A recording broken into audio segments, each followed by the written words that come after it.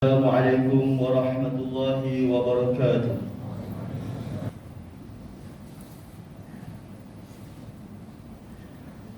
Alhamdulillahil qail A'udzu billahi minasy syaithanir rajim. In tamsaskum hasanatun tasu'hum wa in tusibkum sayyi'atun yafrahu biha wa in tasbiru wa tattaqu la yadurrukum kaiduhum syai'a innallaha bima ya'maluna muhit.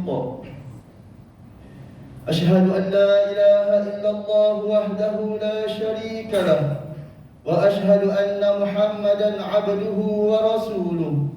اللهم صل وسلم على سيدنا محمد وعلى آله وصحبه أجمعين. أما بعد فيا أيها المسلمون اتقوا الله أوصيكم وإياي بتقوى الله فقد فاز المتقون.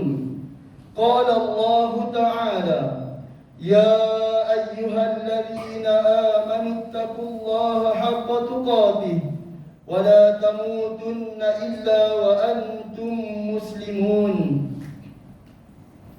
Muslimin yang dirahmati Allah sekalian, marilah kita meningkatkan ketakwaan kehadrat Allah Subhanahu wa taala dengan menunaikan segala perintahnya serta meninggalkan segala larangannya.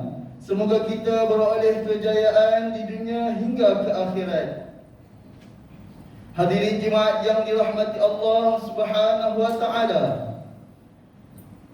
Tajuk khutbah Jumaat pada hari ini, jauhi sifat mazmumah.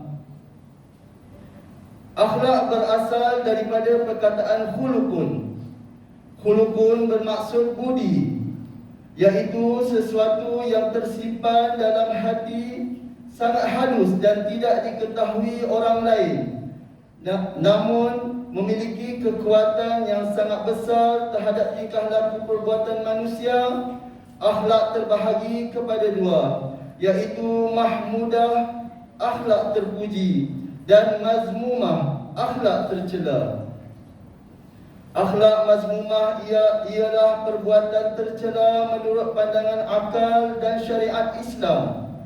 Dikenali sebagai sifat-sifat mazmumah yang bercanggah dengan ajaran Al-Quran dan As-Sunnah.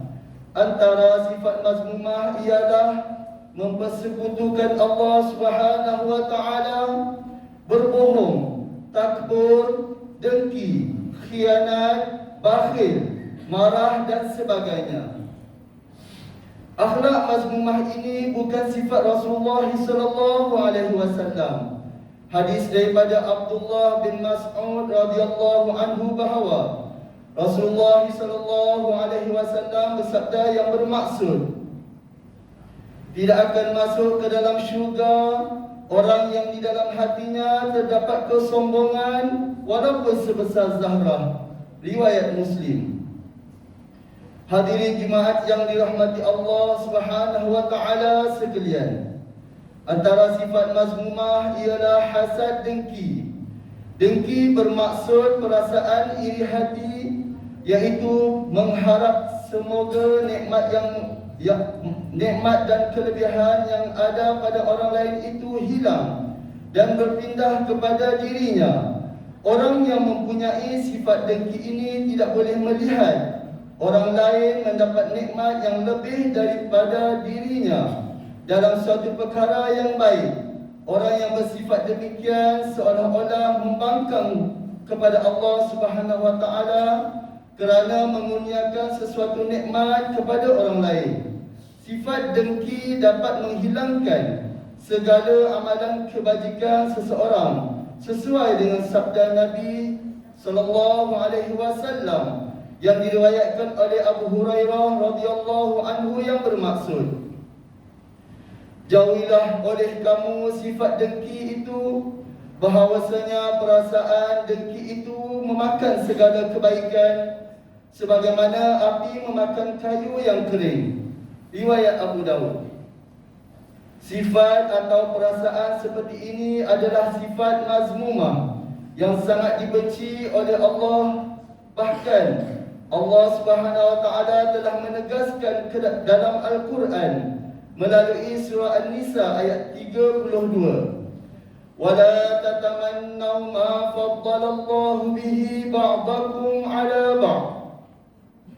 Dan janganlah kamu iri hati terhadap kurniaan yang telah dilebihkan Allah kepada sebahagian yang lain. Untuk mengelakkan perasaan hasad dengki dan iri hati ini, dia hendaklah mengucapkan puji dan syukur kepada Allah atas nikmat yang dikecapi oleh saudara se-Islam kita. Mudah-mudahan kita juga akan dilimpahi Allah nikmat yang serupa kelak. Manakala sifat marah berpunca daripada kurang kesabaran dalam menghadapi sebarang keadaan, selalunya didorong oleh pengaruh syaitan. Sifat pemarah yang dicela ialah marah yang bukan pada tempatnya dan tidak dengan sesuatu sebab yang benar. Selalunya orang pemarah ini mewarisi sifat-sifat seperti sombong, bongkak, tidak boleh ditegur dan lain-lain.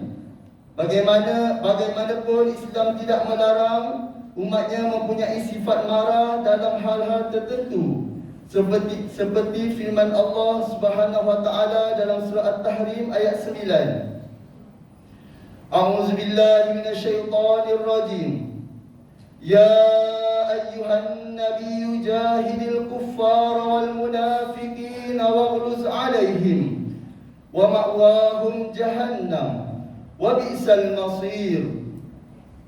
Wahai Nabi, berjihadlah, iaitu menentang orang-orang kafir dan orang-orang munafik, serta bertindak keras terhadap mereka, dan sebenarnya tempat mereka ialah neraka Jahannam, dan itulah seburuk-buruk tempat kembali.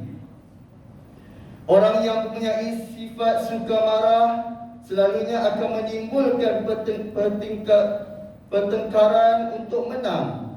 Ini dilarang oleh Rasulullah sallallahu alaihi wasallam melalui sebuah hadis daripada Abu Ummah radhiyallahu anhu yang bermaksud, tidak akan sesat sesuatu kaum sesudah diberi mereka petunjuk oleh Allah Subhanahu wa taala, melainkan orang yang bertengkar. Riwayat At-Tirmizi dan Ibnu Majah.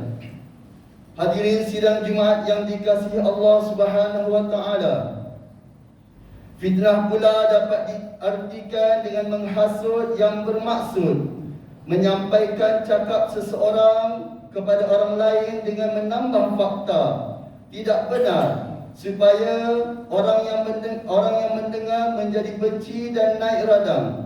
Perbuatan ini amat tidak disukai oleh Islam. Ia dianggap fasik dan tidak diterima persaksiannya. Allah Subhanahu wa taala berfirman dalam surah Al-Hujurat ayat 6. A'udzubillahi minasyaitonir rajim. Ya ayyuhalladzina amanu idza ja'akum fasiqun binaba'in fatabayyanu an tusibu qauman bijahalatin fatusbihu ala ma fa'altum nadimin.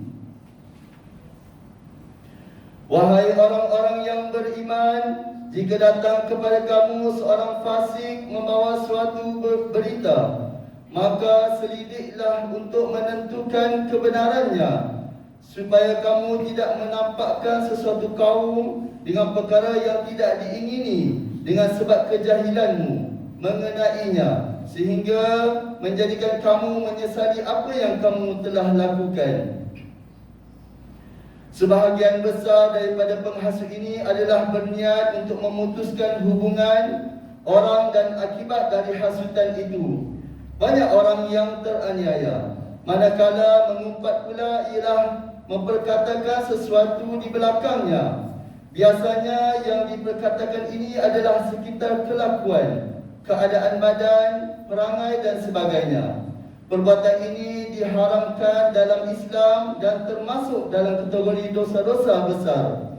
Allah Subhanahu wa taala berfirman dalam surah Al-Hujurat ayat 12 yang bermaksud, wahai orang-orang yang beriman, jauhilah kebanyakan dari sangkaan, supaya kamu tidak menyangka sangkaan yang dilarang. Kerana sesungguhnya sebahagian dari sangkaan itu adalah dosa. Dan janganlah kamu mengintip atau mencari-cari kesalahan dan keaiban orang, dan janganlah setengah kamu mengumpat setengahnya yang lain. Adakah seseorang dari kamu suka memakan daging saudaranya yang telah mati? Jika demikian, keadaan mengumpat, maka sudah tentu kamu jijik kepadanya.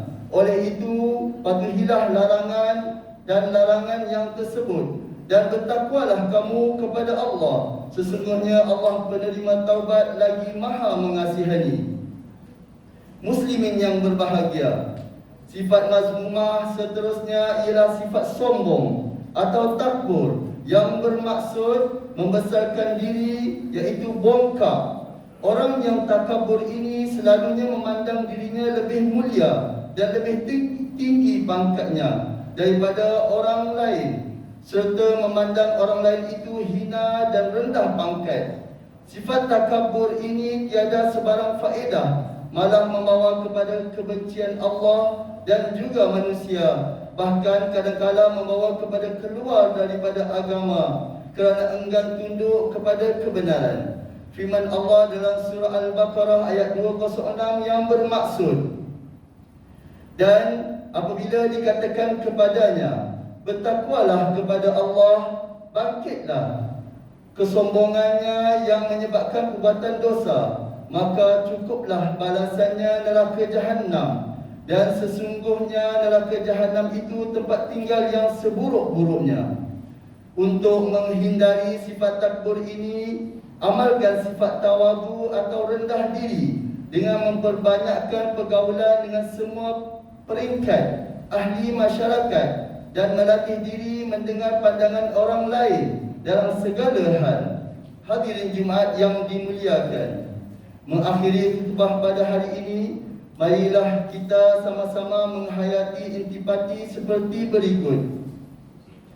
Pertama, umat Islam hendaklah meyakini bahawa semua perkara yang dipertanggungjawabkan di akhirat nanti, sama ada akhlak baik atau akhlak yang buruk. Kedua, umat Islam hendaklah berusaha menghindari sifat-sifat mazmumah kerana ialah sifat yang tercela.